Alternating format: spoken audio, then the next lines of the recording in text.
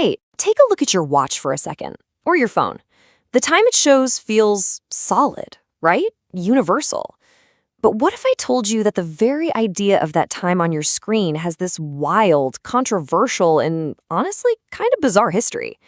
We're talking corporate power, public outrage, and a single day where noon literally happened twice. It all kicks off with one very strange question. Right. So it all comes down to this one truly weird day. November 18th, 1883. It got the nickname the Day of Two Noons.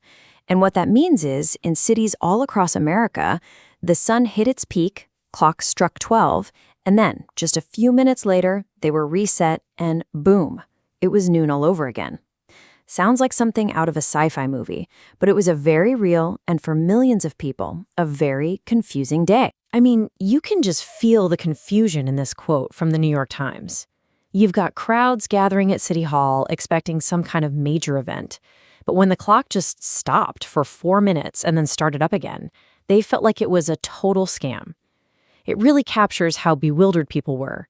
They knew something important had just happened, but the change was so abstract, so invisible, it just felt like a trick. So what on earth was the point of all this? Okay, so to get why anyone would need a day of two noons, we have to rewind the clock, so to speak, back to a time of complete and utter chaos. A world before we had one single standard time. See, before the 1880s, time was pretty simple, pretty local. When the sun was at its highest point in the sky right where you were standing, that was noon. That's it. So New York's noon was a few minutes off from Philadelphia's. But hey, who cared? Travel was slow. But then the railroads came along, and they just blew that whole system up. All of a sudden, this local sun time created what one guy called a tangled mess. A single train trip meant you and the conductor were juggling dozens of different local times. It was a recipe for constant confusion. And we're not talking about a small problem here. We're talking about more than 300 different local times all operating at once in the United States. Every single town just set its clocks by the sun. It was a total logistical nightmare, especially for the railroads themselves, who were trying to manage at least 56 different time standards just for their own schedules. And this table, wow, it just lays the chaos bare. Look at this. When it's high noon in Chicago, it's already 12:30 in Pittsburgh. But it's still only 11:50 a.m. in St. Louis. Now imagine you're a train dispatcher trying to schedule a route through all those cities. This wasn't just about being late for an appointment. This was about two trains thinking they're on time, but on different times heading for the same track. This chaos was dangerous. So who was going to fix this mess? The government? Nope. It was the very industry getting hurt the most by the chaos. The railroads. And boy, did they have a plan. A grand one. Every grand plan needs an architect, right? And for standard time, that man was William F. Allen. And get this, he wasn't some powerful railroad tycoon or a famous scientist. He was a civil engineer. He edited the industry's travel guide. This guy was in the trenches, dealing with this maddening puzzle every single day. He understood the problem on a practical level better than anyone. And here's where Allen was so smart. He made the system work for the railroads, first and foremost. He took some ideas that were floating around and boiled them down into a 4-zone system. But, and this is the killer detail, step 2, he didn't draw the boundaries on neat lines of longitude. No way. He drew the lines so they ran right through major railroad hubs like Pittsburgh and Atlanta. Why? To make scheduling as easy as possible for the trains. This was a plan by industry, for industry, and they pushed it through their own convention and set their own date to take over the nation's clocks. This timeline really shows you just how bold the railroads were. They saw what was happening in Great Britain, held their own vote, and then just did it. They implemented standard time in 1883. But look at that last date. The U.S. Congress didn't actually make it official law until 1918, a full 35 years later. Think about that. For a whole generation, Americans were living on private, corporate-mandated time. So you might think everyone just said, "Great, thanks for fixing the clocks." But oh no. This corporate takeover of time sparked a fierce, widespread public backlash. The whole debate got framed as a battle of God's time, the sun in the sky, versus Vanderbilt's time, the artificial time of the railroad barons. And this quote, man, it just gets to the heart of what people were really afraid of. This wasn't just about clocks on a wall. It was about losing control over the basic rhythms of your own life.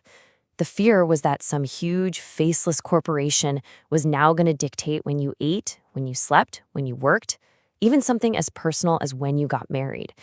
It sounds a little dramatic to us now, but it was a genuine fear of a whole new kind of modern control. And the resistance was all over the place. You had religious leaders calling railroad time an abomination. One preacher literally smashed his watch in protest. You had whole cities like Detroit that just dug in their heels out of pure civic pride, saying, nope, we're sticking with our own sun time. And they held out for years.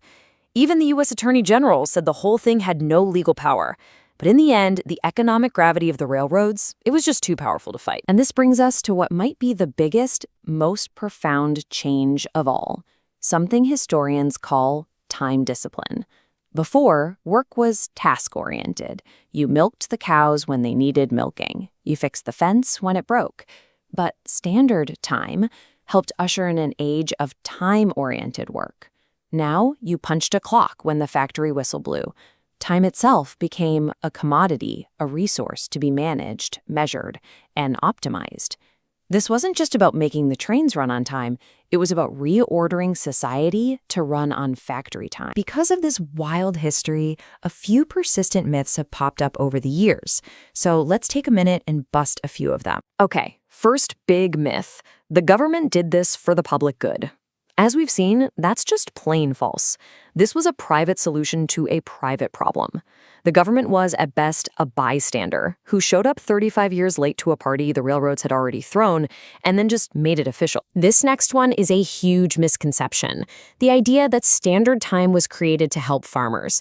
It's actually the complete opposite. A farmer's life runs on the sun, on seasons, on natural cycles, not on a clock and a faraway train station.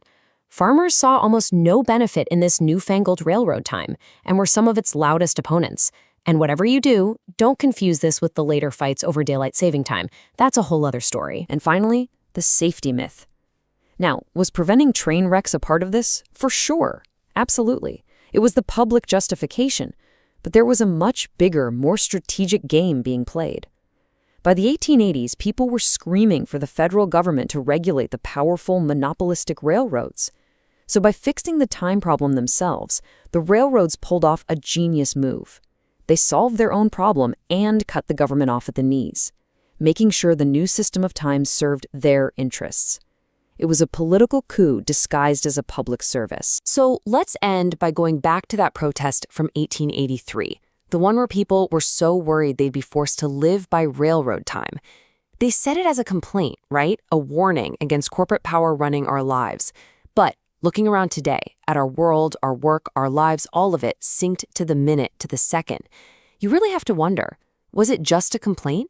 Or was it a perfect prophecy of the world the railroads built for all of us? Thanks for watching.